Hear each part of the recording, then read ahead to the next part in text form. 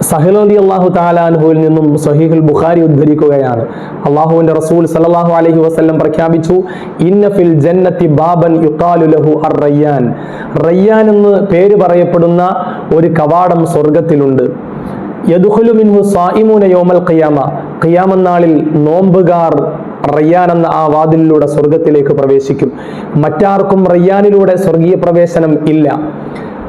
ഐന സായിമൂൻ, നോമ്പുകാർ എവിടെ എന്ന് വിളിച്ചു ചോദിക്കപ്പെടും. അപ്പോൾ റയ്യാനിലൂടെ പ്രവേശിക്കാൻ നോമ്പുകാർ എഴുന്നേറ്റ് വരും. ഫഇദാ ദഖലു ഉഗ്ലിഖ. നോമ്പുകാർ റയ്യാനിലൂടെ സ്വർഗത്തിൽ പ്രവേശിച്ചു കഴിഞ്ഞാൽ വാതിൽ അടയ്ക്കപ്പെടുന്നതാണ്. ഫലം യദ്ഖുൽ മിൻഹു അഹദുൻ. പിന്നീട് റയ്യാൻ എന്ന വാതിലിലൂടെ മറ്റൊരാളും സ്വർഗത്തിൽ പ്രവേശിക്കുകയില്ല. അതിന് സാധ്യമല്ല. പ്രിയമുള്ളവരെ, പ്രഭാതം മുതൽ പ്രദോഷം വരെ അന്നപാനീയങ്ങൾ വർജിച്ചുകൊണ്ട് നാം നോമ്പെടുക്കാൻ തയ്യാറാണ്. പക്ഷെ അതോടൊപ്പം കണ്ണിനെയും കാതിനെയും നാവിനെയും മറ്റ് ശരീരാവയവങ്ങളെയും കൂടി പാപ പ്രവർത്തനങ്ങളിൽ നിന്നും നിയന്ത്രിച്ച് നോമ്പ് കണ്ട് അള്ളാഹു ഉദ്ദേശിക്കുന്ന തഖ്വ സമാഹരിച്ച് സ്വർഗീയ പ്രവേശനത്തിന് നാം യോഗ്യത നേടുക. റബ്ബ് സുബ്ഹാനഹു വ തആല യഥാർത്ഥ നോമ്പുകാരിൽ നമ്മെ ഉൾപ്പെടുത്തി അനുഗ്രഹിക്കുമാറാകട്ടെ.